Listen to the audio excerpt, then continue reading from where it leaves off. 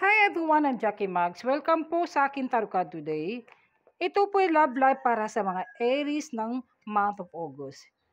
Ito'y pawang gabay lamang po ito na sa taas ng ating pagtiwala sa ating Panginoon at be reminded po sa aking mga readings.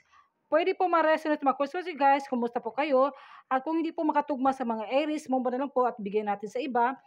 Kunin yung pakman ng sitwasyon kung ano po nakarelate sa inyo guys. Tingnan natin kung mga Oracle cards sa love life ng Aries. Marami akong pangarap para sa atin. Yan po ang mensahe sa atin, yung person. Traitor. Trust. Okay, marami daw mga pangarap ng person mo para sa inyong dalawa. Pwede ito sa relationship, sa magjowa, sa mag-asawa.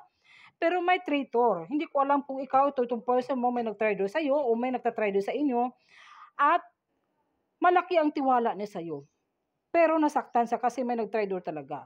Tingnan natin sa Oracle card po sa mga Aries ng love life. Give it a message, please. The Ace of Pentacles. Gusto kasi ng person mo o ikaw ba for new beginnings. There's a big opportunities na mayroon mga magandang kaganapan mangyayari sa inyong dalawa. May mga abundance na papatin sa inyo. The Fool, talagang nahulog na talagang loob niya sa iyo. Kung sa Bisaya pa yan, mag-isasay mo sa tinuod. Kaya malaki ang tiwala niya sa iyo. At isa pa, gusto kasi nga mag-adventure kayo na kasama ang person mo. Ito naman, the Eight of Swords. Some of you, hindi ko alam kung may mga traitor sa inyo. Pwede to guys na may mga asawa, may problema sa isa. Kung hindi ko alam kung sino nag-cheat sa inyong dalawa. Nagkaroon ito ng illusion entrapment, nakaghapos ka. Gusto mong lumabas ng sitwasyon kasi hindi ka masaya sa isang relationship mo, pwede ito sa mag-asawa o sa magjowa, pero mahirapan kang makalabas. Hindi mo alam kung paano gagawin ito. Parang hindi ka na happy sa first person mo o gusto mong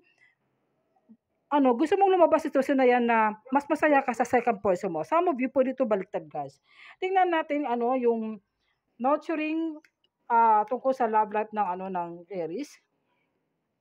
Stop comparing. Yun ang ayaw ng person mo na ayaw na kasi makipagkumpara. Pwede ikaw to. Kaya minsan, naging dahilan kung bakit may nag-trade sa relationship nyo. Ito naman, tingnan natin sa the Love Oracle card po sa Aries. Engagement. Your love is ascending to higher level of commitment. So guys, nagkakaroon ng engagement. Siguro some of you, parang gusto mo siyang magpapropose ng marriage. O talagang mataas na talagang commitment sa isa. Express your love.